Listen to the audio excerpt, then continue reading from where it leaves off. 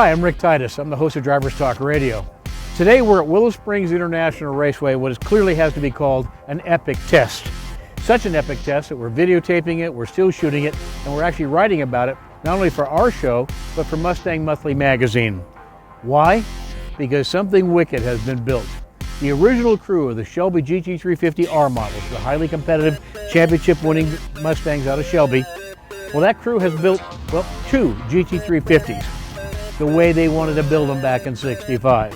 One has an independent rear suspension, the originally tested Ford suspension system that was actually considered to be put in the Mustang.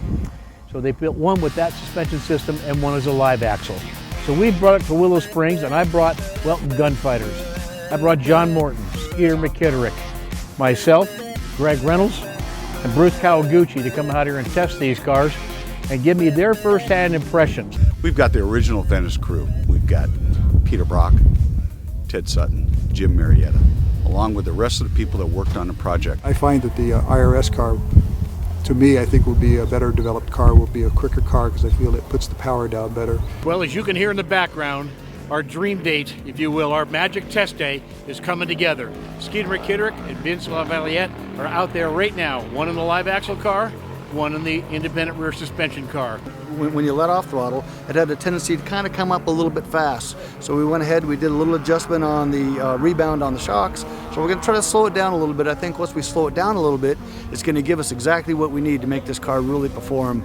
Well, the most important thing we're learning is that how much transition we're getting in the back with the rear suspension. Vince has got a lot of experience with the new independent rear suspension Fords.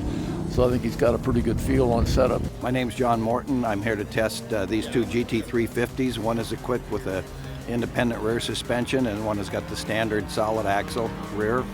And we're going to see if one's better than the other. With the independent rear suspension car, I felt that there was more chassis compliance. The roll seemed to be easier to induce, body roll and turn in. And subjective data is good and we appreciate that, but to really nail it down, we're also going to instrument. So my co-host and producer of Drivers Talk Radio is actually going to instrument these cars and we'll have information for every hundredth of a second those cars are out there. If the IRS is truly better, we're going to know where and by how much. John Morton will be the driver for that.